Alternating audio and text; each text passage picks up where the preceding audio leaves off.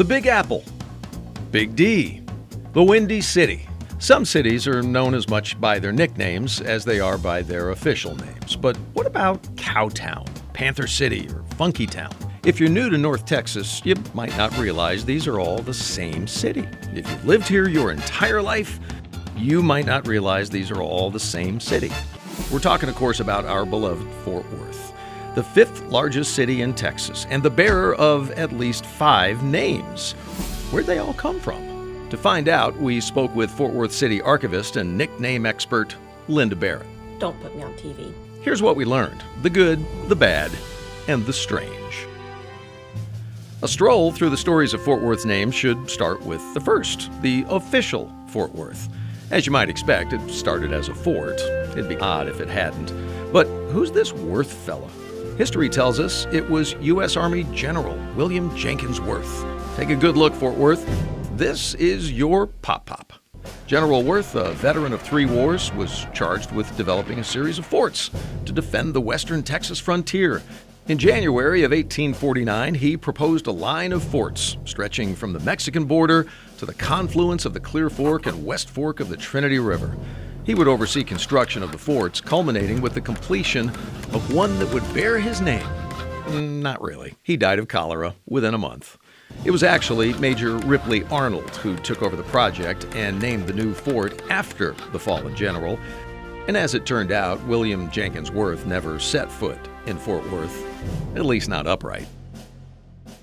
In recognition of his hard work, Major Arnold is immortalized with his own statue near the Trinity River. General Worth statue can be found, of course, at General Worth Square in downtown Fort Worth. Not really. That's John F. Kennedy. General Worth's memorial can be found in the heart of New York City, along with his body. Yeah, really.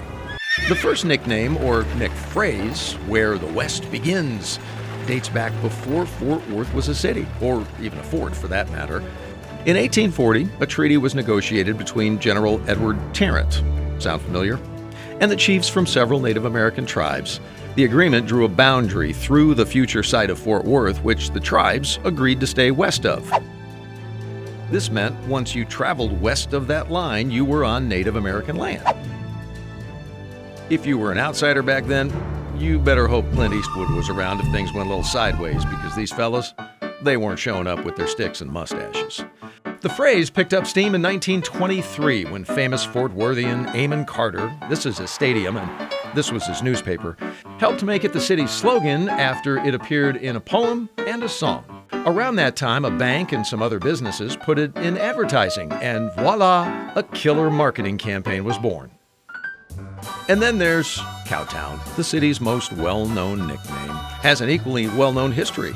The short version, mid-1800s, it's the center of cattle trade on the Chisholm Trail, millions of cattle passing through, one town plus lots of cows equals Cowtown. Got it? It's exemplified now by the Fort Worth stockyards, where they drive exactly 17 sluggish steers down the street every day as visitors from all around the world look and shout, "Cows!" But unlike the cattle from Cowtown's earlier days, these fellas don't have to worry about getting turned into short ribs. Name number 4 was born from the economic panic of 1873. Stick with me, because this one gets a little bit weird. In 1875, a lawyer by the name of Robert E. Cowart wrote an article about the sad state of Fort Worth business due to a serious economic downturn. He joked that the town was so slow that he saw a panther asleep in the street by the courthouse. Well, this was considered a clever insult because that's what passed for comedy back in 1875. Far from being insulted, the citizens embraced the nickname, and it started popping up in the names of things like saloons, markets, magazines, and dry goods stores. Well, the city rallied around a Panther City identity. What they should have been asking is why this Dallas lawyer mentioned a panther in the first place, since wild panthers don't exist in Texas and never have. Robert E. Cowart should have stuck to his day job. Have you been hurt in a wagon wreck? These days, you don't have to look too hard in Fort Worth to find panthers represented, whether in sculptures, high school mascots, or on police badges.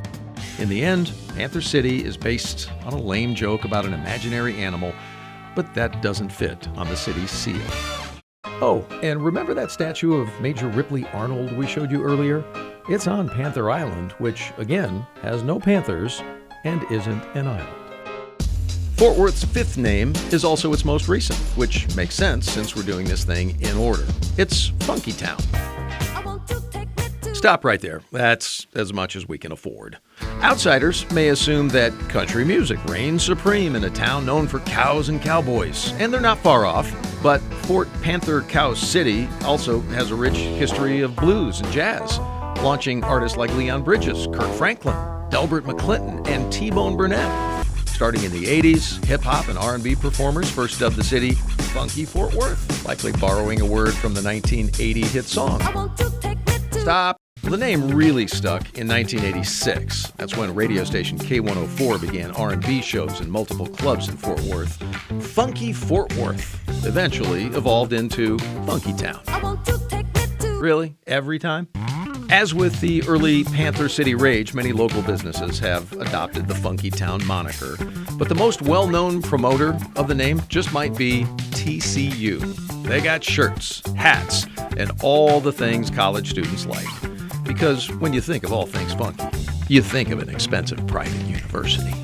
Well, as we've seen, the tale of Fort Worth's many names is about as diverse as the city itself. So we salute you, Fort Panther Cow Funkworth. Pop Hop would be proud.